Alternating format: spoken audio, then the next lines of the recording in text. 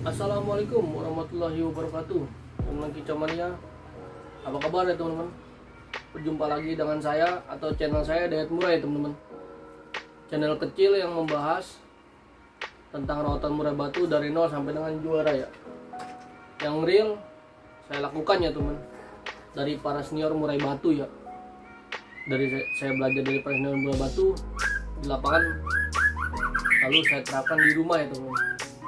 Dan sebelum saya memulai video kali ini, intinya saya ingin mengucapkan terima kasih ya kepada para senior murai batu yang telah mengajarkan saya dari nol sampai dengan juara ya teman-teman. Dan terima kasih juga kepada teman-teman semua yang selalu setia menonton channel saya teman-teman. Oke teman-teman, nggak perlu berlama-lama ya teman-teman. Di video kali ini saya ingin membahas salah satu fungsi cacing ya teman-teman. Fungsi cacing untuk murai batu ya. Murai batu khususnya untuk murai batu lapangan ya teman, bukan yang ternak ya. Fungsi cacing untuk murai batu di lapangan. Oke teman, nggak perlu berlama-lama ya teman, silahkan ditonton aja teman. Kalau bisa jangan di skip ya, agar teman-teman dapat memahami ceritanya dari nol sampai dengan akhir ya teman. Oke, silahkan ditonton.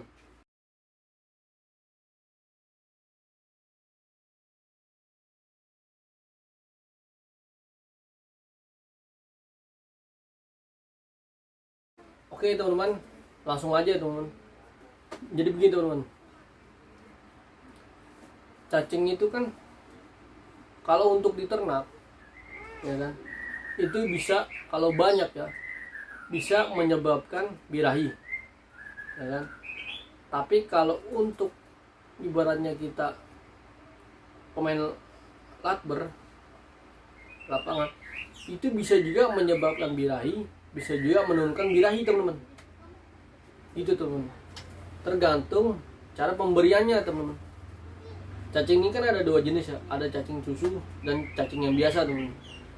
Kalau yang menurut saya itu, kalau untuk yang menurunkan birahi ya kan, birahi agar nggak terlalu birahi, itu saran saya itu memakai cacing yang cacing tanah biasa teman-teman, yang dibeli di kios pemancingan ya kan, seperti itu. Pemberiannya itu pun setelah mandi teman-teman. Ketika murai batu kita terlalu agresif, over emosi dan birahi ya kan, nah itu kan biasanya kan kita mandikan langsung kita kasih cacing ya kan. Pemberiannya itu pun nggak banyak teman-teman, itu sekitar 1 atau 2 butir ya, itu pun yang mudah dibersihkan ya kan.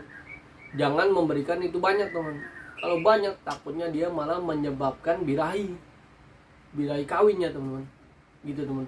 Saran saya pemberian cacing di sini itu ketika murai batu kita sudah melakukan mandi sore atau mandi malam teman-teman. Itu pun murai batu yang terlalu over ya teman-teman, over emosi dan over birahi, itu wajib pemberian cacing, tergantung selera teman-teman ya kan.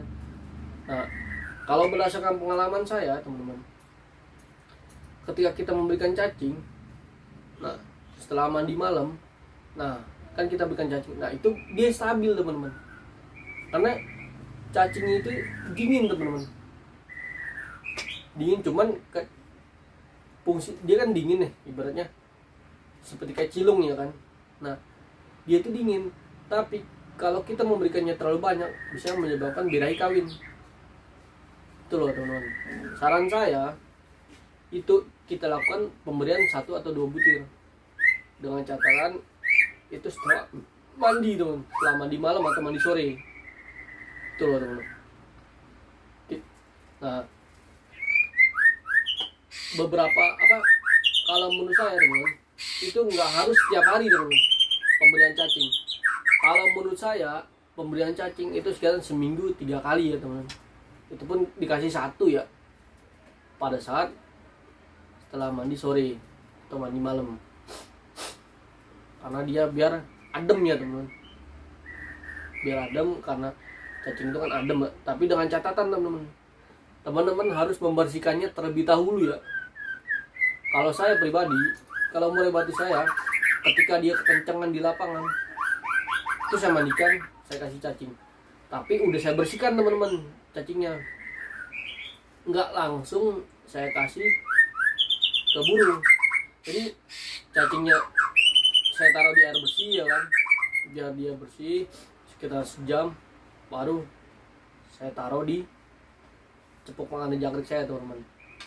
Itu ketika sudah mandi sore atau mandi malam. Dan di sini saya selalu mengingatkan kepada teman, pemberian cacing itu untuk murai batu kita yang over ya kan. Over itu terlalu birahi dan terlalu emosi. Itu saya sarankan itu bermain cacing dan nggak banyak ya teman-teman. Nah, kita bicara lomba ya teman-teman, bukan kita bicara ternak.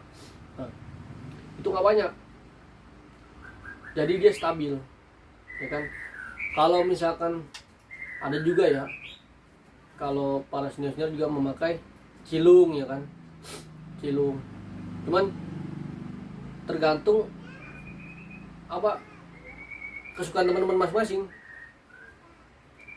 Rata-rata nih kalau pemberian cilung itu untuk kayak burung-burung makan buah ya, seperti cicak hijau ya kan, burung.